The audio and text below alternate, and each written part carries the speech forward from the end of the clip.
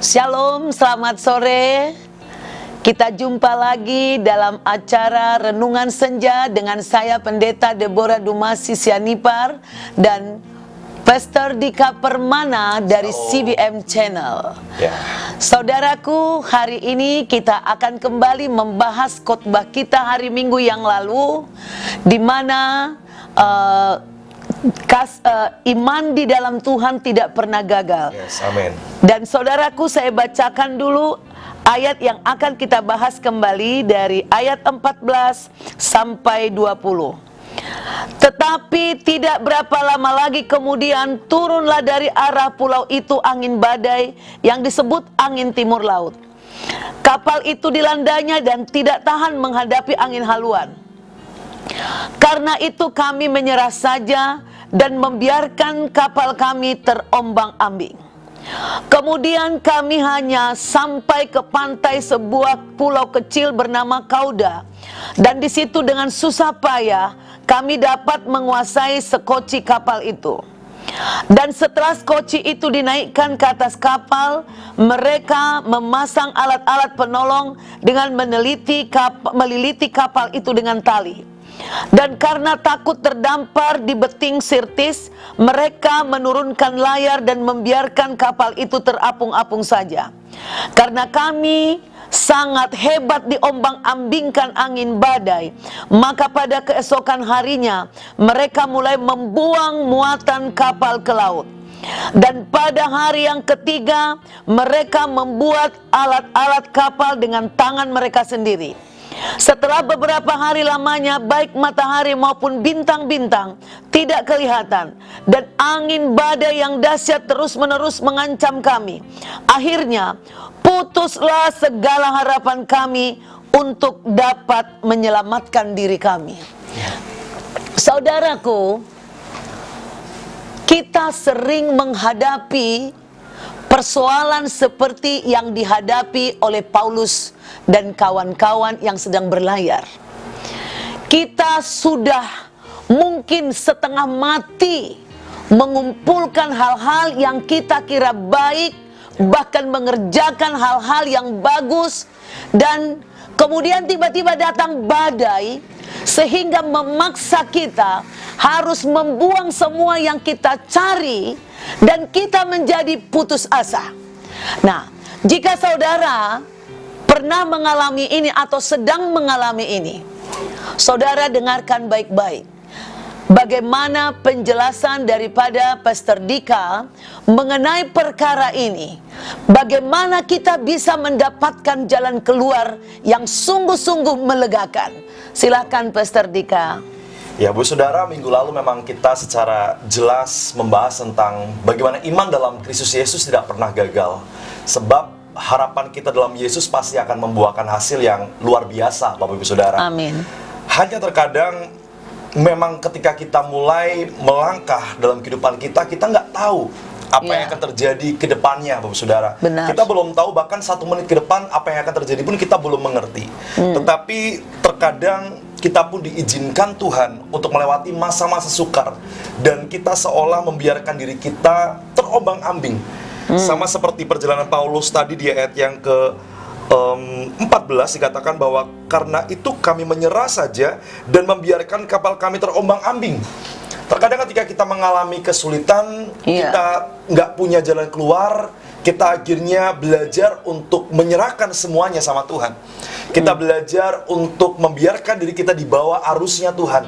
Percaya Bu Saudara, kalau kita di bawah arusnya Tuhan, kita tetap aman apapun yang terjadi. Dan itu memang tujuan Tuhan. Yes, amin. Supaya kita memahami rencana dan kehendak Tuhan tentunya dalam kehidupan kita. Karena terkadang manusia terlalu mengandalkan apa yang dia punya.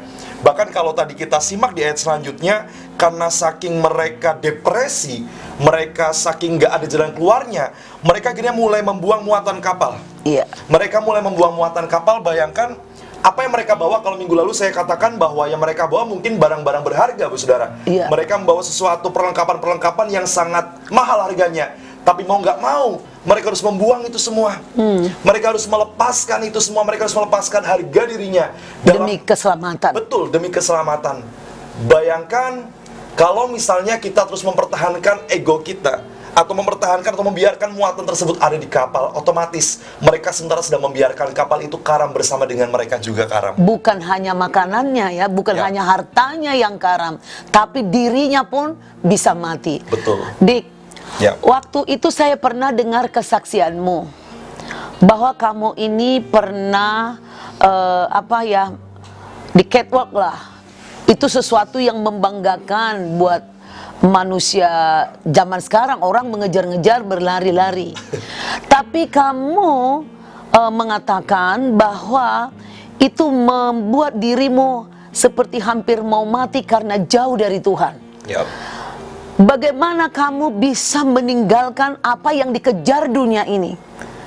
Coba, apa sih yang kau alami sehingga kau bisa tinggalkan itu semua dan tidak mau berbalik lagi melihat ke sana?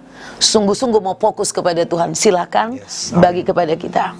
Yang saya percaya, Mami, bahwa Tuhan itu tidak ada di sini, ada juga di sini, tapi tidak hanya ada di sini, tapi Dia lebih lagi berada di sini, Di hati. di hati kita. Artinya, yang perlu kita ketahui bahwa nggak cuma pengetahuan tentang Tuhan saja, tapi pengalaman tentang Tuhan. Makanya Tuhan tidak hanya untuk dipikirkan, tapi untuk dirasakan. Amin. Dalam hati kita, dalam kehidupan kita. Dan ketika saya pada saat itu meninggalkan apa yang memang waktu itu menjadi passion saya sebenarnya, Yes. menjadi seorang model, walaupun mungkin dulu saya tidak seperti ini. Iya. Tapi waktu itu memang saya mengalami sebuah perjumpaan dengan Tuhan. Jadi artis lah intinya ya. Artis kan sekarang semua orang kepengen jadi artis, apapun caranya. Dan kamu sudah ada di jalur itu, tapi tiba-tiba kau harus meninggalkannya untuk suatu tujuan. Itu luar biasa banget loh, Dik. Yes. Seperti itulah yang diinginkan oleh Tuhan. Hal-hal yang membuat kita jauh dari Tuhan, tenggelam di dalam dosa, harus berani tinggalkan. Amin. Ya, teruskan lagi, Dika. Kita perlu buang itu semua karena memang itu bisa membuat kita semakin terbeban. Artinya hati kita bisa di situ terus gitu loh. Yes. Ketika kita tidak mau melepaskan apa yang mungkin kita sedang anggap itu merupakan sesuatu yang berharga. Tidak kondusif untuk menjalin hubungan dengan Tuhan ya. Ya, betul. Karena kita akan dipengaruhi nilai-nilai kedagingan itu ya. Yes, amin, betul. Makanya tadi dikatakan bahwa muatan kapal itu pun mulai dibuang. Mulai dibuang supaya apa? Supaya kapal itu tidak berat.